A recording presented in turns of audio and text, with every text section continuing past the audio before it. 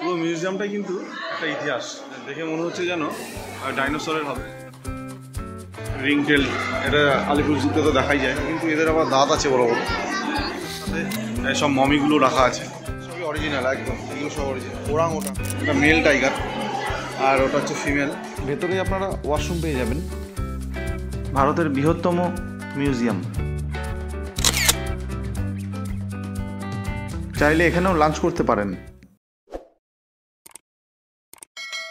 নমস্কার বন্ধুরা, আমি বিশ্বজিৎ আর আপনারা দেখছেন জীবন সফর ব্লগ।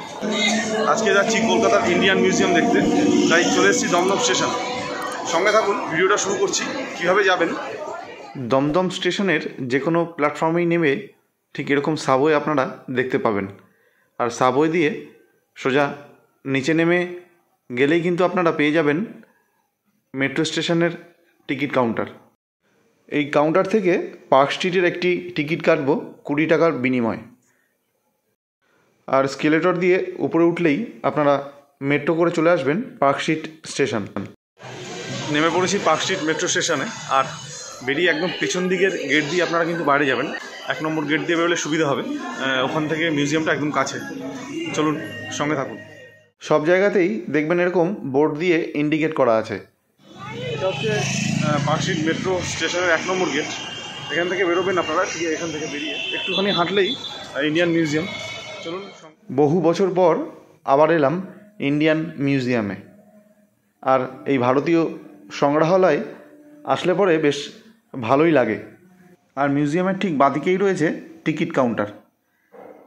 এখানে লাইন দিয়ে আপনারা টিকিট কেটে নেবেন। ডিটেলসটা আমি আপনাদের দেখিয়ে দিচ্ছি। ফরেনার 500, আর ইন্ডিয়ান অ্যাডাল্ট 75, বাচ্চাদের 20 রুপিস। অবশ্যই আধার কার্ড নিয়ে যাবেন সঙ্গে। স্টিল ক্যামেরা 118, মোবাইল ক্যামেরা 59, আর বড় ভিডিও ক্যামেরা 5900। এখানে কিন্তু অনলাইন পেমেন্ট হবে না, শুধুমাত্র ভিসা ডেবিট কার্ড আপনারা ব্যবহার করতে পারবেন। এবার সঙ্গে রাখা ব্যাগগুলি এই লাগেজ রুমে রাখতে হবে। খাবার কিন্তু অ্যালাউ নেই বাইরের। ঢোকার সময়তেই আপনাকে লেডিস এবং জেন্টস আলাদা আলাদা চেকিং করিয়ে নিতে হবে, আর এরকমভাবে ভেতরে প্রবেশ করার সময় আপনাকে কিন্তু চেক করবে গার্ডরা। ঢুকে পড়েছি ইন্ডিয়ান মিউজিয়ামের ঠিক ভেতরে। 1814 সালে ব্রিটিশ সরকার কলকাতাতে এই জাদুঘর তৈরি করেছিলেন। চলুন আস্তে আস্তে ঘুরে দেখতে শুরু করি। মৌর্য যুগ থেকে শুরু করে আরও সেই পুরনো যুগের পোড়ামাটির মূর্তি সমস্ত এই ঘরে রাখা আছে। এখানে ভিডিও করা বারণ আছে। যাই হোক, আমি একটুখানি করেছিলাম। এখানে প্রচুর পুরনো সভ্যতার জিনিস আপনারা দেখতে পাবেন। এই ঘর থেকে বেরিয়েই চোখ পড়বে আপনাদের এই 3য় শতাব্দীর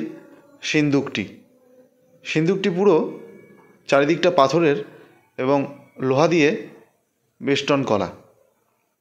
তারপর চলে যাবেন রক অ্যান্ড মিনারেল রুম দেখতে। এই হলঘরটাতে প্রচুর ভ্যারাইটিস রয়েছে পাথরের, সঙ্গে তামা, দস্তা এবং লোহারও প্রচুর পুরনো জিনিস আপনারা এই হলঘরে দেখতে পাবেন। এত সব পাথরের হয়তো নামও জানা নেই, কিন্তু চাক্ষুষ করতে তো দোষ নেই। এগুলো সব আয়রন আইটেম, যেগুলো পুরনো যুগে ব্যবহার করা হতো। আর এই পুরো হলটা জুড়েই আপনারা পৌরাণিক যুগের সমস্ত নিদর্শন দেখতে পাবেন। আসলে ভারতবর্ষের জিওলজিক্যাল টিম যেখানে যেখানে যে রাজ্যে বিভিন্ন সময় খনন কাজ চালিয়েছেন, সেখান থেকে কিন্তু এই পাথরগুলি উদ্ধার করা হয়েছে, আর সেগুলো যত্ন সহকারে ইন্ডিয়ান মিউজিয়ামে রাখা আছে আমাদের দেখার জন্য।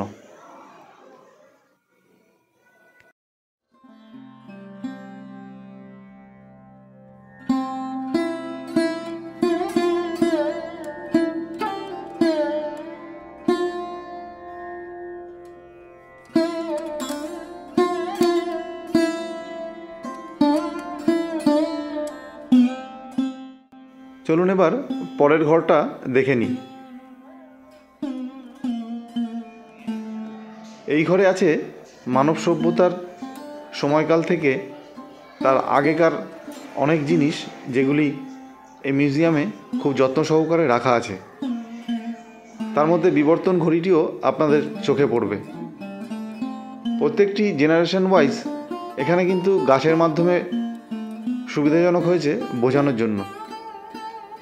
হাতের ব্যবহার, পায়ের ব্যবহার এখানে খুব ভালোভাবে বোঝানো হয়েছে। আসলে ব্যাপারটা বাচ্চাদের জন্য এই জায়গাটি অত্যন্ত আদর্শ। আদিম যুগের সভ্যতাকেও এখানে তুলে ধরা হয়েছে। আর এগুলি দেখতে কিন্তু মানুষের ভিড় সারা বছরই লেগে থাকে ইন্ডিয়ান মিউজিয়ামে। এখানে কিছু হেড আপনারা দেখতে পাচ্ছেন, একদম নিচে থেকে উপর দিক পর্যন্ত সাজানো আছে আধুনিক মানব দিকের যাত্রা বোঝানোর জন্য। সিন্ধু সরস্বতী সভ্যতার যখন খনন কাজ চালানো হয়েছিল তখন কিন্তু এই মানুষের মাথাগুলি পাওয়া গিয়েছিল। কলকাতা মিউজিয়ামের ফার্স্ট ফ্লোর আমাদের সাধারণ ঘরবাড়ির 4 তলার সমান। চলুন ওপরে যাব, আর ওপরে কি কি আছে একটু দেখে নেব। এখানে দেখতে পাচ্ছি জুওলজিক্যাল গ্যালারি, ইকোসিস্টেম। প্রথমেই আমাদের মহান ভারতবর্ষের ম্যাপ। জলের নিচে কী ধরনের প্রাণী থাকে সেগুলো এখানে তুলে ধরা হয়েছে। এখানে দেখানো হচ্ছে কোন পরিবেশে কেমন প্রাণীরা বসবাস করে। পাহাড়ি এলাকায় এই ধরনের প্রাণীগুলি বেশিরভাগ দেখা যায়। আর ম্যানগ্রোভ ফরেস্টের ভেতরে কিন্তু রয়্যাল বেঙ্গল টাইগার এবং জংলি শূকর, হরিণ এই ধরনের প্রাণীগুলি বেশি দেখা যায়। এখানে দেখানো হয়েছে একটি হরিণকে শিকার করেছে রয়্যাল বেঙ্গল টাইগার। আর সাইড দিয়ে কিন্তু বয়ে চলেছে সুন্দরবনের সেই নদী, সঙ্গে ম্যানগ্রোভ ফরেস্ট। আপনারা যে প্রাণীগুলি দেখছেন সবই আমাদের পরিবেশে কিন্তু দেখা যায় কম বেশি। আর বিভিন্ন ওষুধ প্রয়োগ করে এই প্রাণীগুলিকে রেখে দেওয়া হয়েছে যত্ন করে। এরকম অনেক কিছু এখানে আপনারা দেখতে পাবেন। এটি ওয়াটারল্যান্ডের জলজ প্রাণী যারা আছে তাদের একটা পরিবেশ। হাঁস আছে, শেয়াল আছে, উপরে মাছরাঙা আছে, আর এদিকে ব্যাঙও দেখা যাচ্ছে। সবই সত্যিকারের, কিন্তু কারোর মধ্যেই প্রাণ আর নেই। এখানে একটি জাগুয়ার আছে, শেয়াল। এটি জিওলজিক্যাল সার্ভে অফ ইন্ডিয়ার একটি হলঘর। এখানে কিন্তু অনেক কিছু আছে দেখার, আমাদের পরিবেশে অত্যন্ত প্রয়োজনীয় যে জিনিসগুলি। এখানে কাঠের আলমারির ভেতরে যে কাঠের বাক্সগুলো দেখা যাচ্ছে সবই ব্যবহার করা হতো আমাদের দৈনন্দিন জীবনের ঘরবাড়ি তৈরি করার জন্য। আর আপনারা এখানে দেখতে পাবেন বিভিন্ন ধরনের সিড, যেগুলো ব্যবহার করে সবজি উৎপাদন করা হয় পরিবেশে।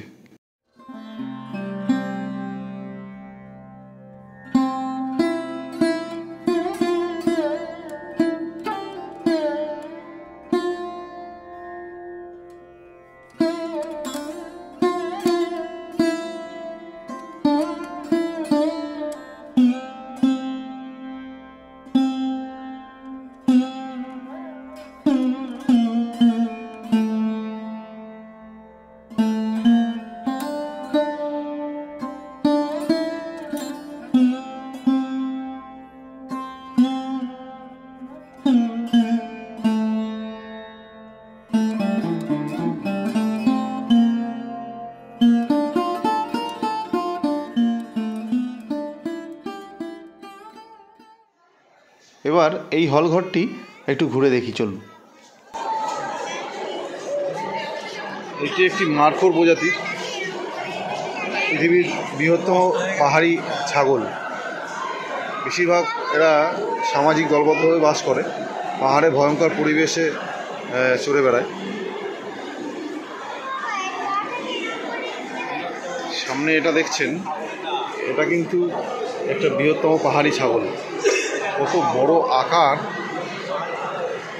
500 থেকে 6000 মিটার উচ্চতা পর্যন্ত এরা কিন্তু পরিবেশে বাস করতে পারে। দারুণ একদম, এগুলো মিস করবেন না, অবশ্যই আসবেন ইন্ডিয়ান মিউজিয়ামে।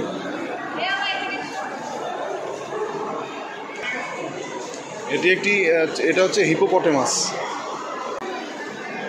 16 ঘন্টারও বেশি এরা জলে থাকতে পারে, এই হিপোপটেমাস। যেগুলো সব হরিণ আছে, জিরাফের একটা দেখতে পাচ্ছি, আর এখানে দেখতে পাচ্ছি পোলার বিয়ার। সাইবেরিয়ায় বেশি থাকে এরা, ঠান্ডার দেশে। এটা কী ধরনের একটা প্রাণী? ওসেলট।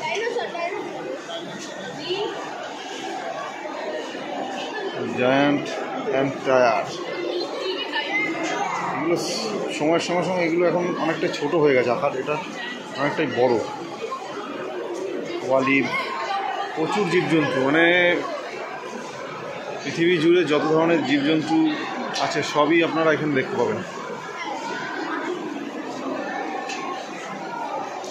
এটা মাছের সেকশন দেখতে পাচ্ছি এখানে। ডলফিন, এগুলো বিভিন্ন আকারের, বিভিন্ন সাগরের ডলফিন।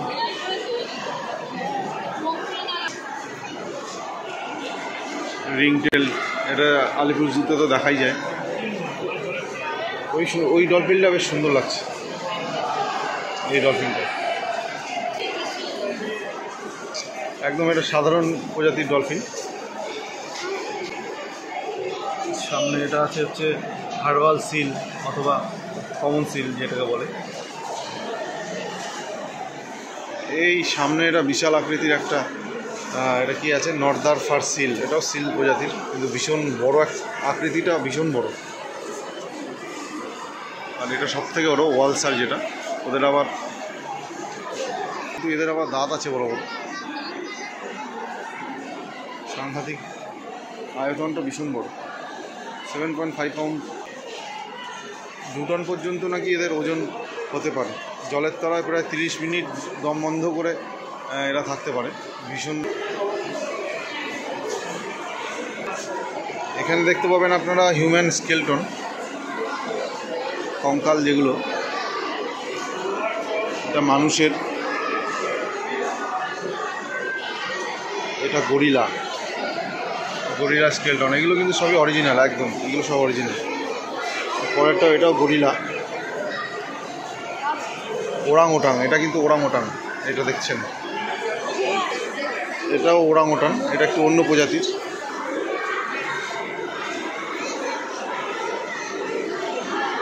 আর এই মাথাটা দেখা যাচ্ছে, ওটা কিন্তু ম্যাকাওয়ের হেডটা রয়েছে। এটা বেবুন, হামাদ্রিয়াস বেবুন এটা। এগুলো সব সাংঘাতিক লাগছে দেখতে, ম্যান্ড্রিল। আর এইগুলো হচ্ছে ওরাং ওটাং। এই যে এটা ওরাং ওটাং। ওখানে স্কেলটনগুলো রাখা পরপর, আর এখানে সব একদম বডি শেপ স্ট্রাকচারগুলো এখানে দেখতে পাবেন, বিভিন্ন ধরনের, একদম সমস্ত ধরনের। ওখানে যে স্কেলটনগুলো আছে আর সব এখানে সমেত আছে, পরপর সব এরকম রাখা। ভালো লাগছে, কিন্তু প্রচুর ভিড় হয়েছে। এটা আপনাদের দেখাচ্ছি, এটা একটি হাতির স্কেলিটন। এটা হচ্ছে সর্ববৃহৎ, দেখে মনে হচ্ছে যেন ডাইনোসরের হবে, কিন্তু নয়, এটা হচ্ছে হাতির। সর্ববৃহৎ এখনও পর্যন্ত 11 ফুট এর হাইট। পুরোটাই কিন্তু অরিজিনাল। দাঁতটা দেখুন, সাংঘাতিক। একটি টাইগার, এটা মেল টাইগার, আর ওটা হচ্ছে ফিমেল।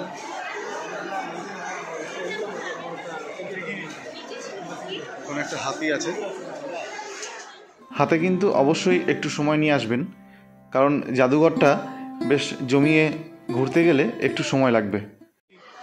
এখানে একটা ঘর আছে জীবাশ্ম, এই ঘরটা দেখব।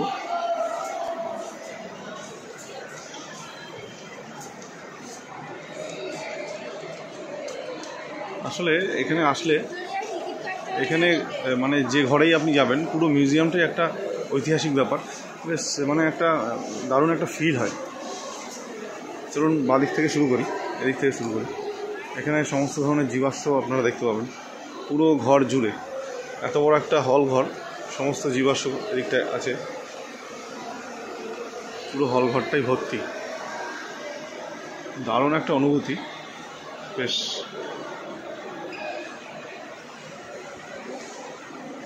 বিভিন্ন ধরনের জীবাশ্ম এখানে রয়েছে, সব আমি হয়তো জানিও না।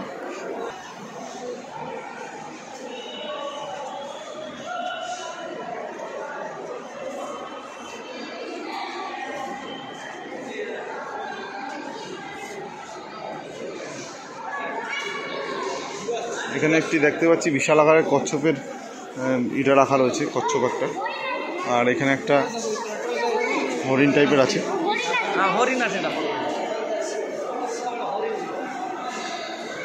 স্কেলটন আছে।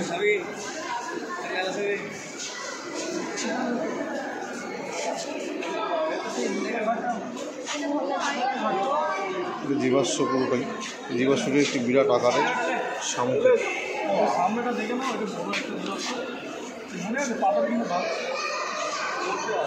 মিউজিয়ামটা কিন্তু একটা ইতিহাস। মিউজিয়াম ঘুরতে আসলে বেশ ভালো লাগে। আমাদের পুরনো প্রজন্মকে এই মিউজিয়ামে আসলে পরে আবার কিন্তু মনে করিয়ে দেয়। তাই ঘুরছি, ভালোই লাগছে। সঙ্গে থাকুন আর পুরোটা কিন্তু দেখতে থাকুন।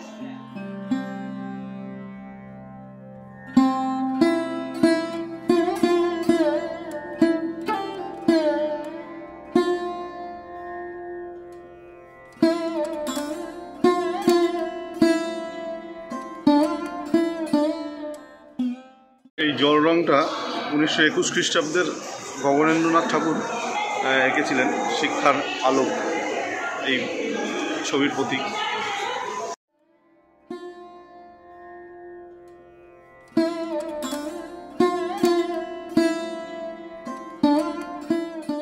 এবার যাচ্ছি ইজিপ্ট, মিশর দেখতে, কিন্তু এখানে ভিডিও করা যাবে না।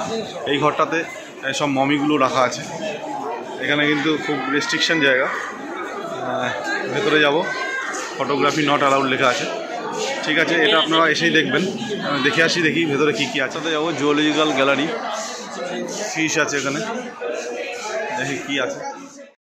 এখানে দুটি বিশাল আকারের কুমির রাখা আছে। আর সামনে এই ঘরেতে 3-4টে পাখি আছে, বেশ, এগুলো নাম জানা নেই। আর ফিশ অ্যাকোরিয়ামের এখানে বিভিন্ন প্রজাতির মাছ সংরক্ষণ করে রাখা আছে, শার্ক থেকে শুরু করে আরও সামুদ্রিক যে ধরনের ফিশগুলি হয় সমস্তগুলো এখানে আছে। আর এখানে একটা উগ্র গন্ধ আছে, এখানে কেমন একটা কেমিক্যালের গন্ধ, জল একটা লিকুইডের মধ্যে এগুলো কিন্তু সব রাখা। সাপ আছে এখানে 30 থেকে 35 রকমের। আচ্ছা, এরপরে দেখিয়ে নিন, এখানে ওয়াশরুম আছে লেডিস অ্যান্ড জেন্টস।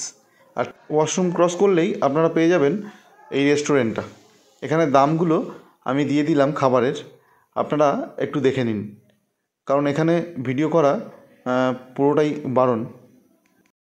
আপনারা চাইলে বাইরেও লাঞ্চ সারতে পারেন। এরকম সুন্দর অনেক দোকান আছে দুপুরে লাঞ্চ করার জন্য। আমি এখান থেকে 50 টাকায় 5 পিস গরম গরম মোমো খেয়েছিলাম, বেশ টেস্টফুল ছিল। মিউজিয়াম ঘোরা হয়ে গেল, আর ভেতরে কিছু কিছু জায়গায় তো ভিডিও করতেই দিল না। এখন ফেরার পালা। আর মিউজিয়ামের ভিডিওটা যদি ভালো লেগে থাকে তাহলে অবশ্যই একটা লাইক দিয়ে চ্যানেলটিকে সাবস্ক্রাইব করবেন, কারণ সাপোর্ট করার জন্য আমাকে। সবাই ভালো থাকবেন, সুস্থ থাকবেন, দেখা হবে একটা নতুন ভিডিওতে। আজ তাহলে আসি।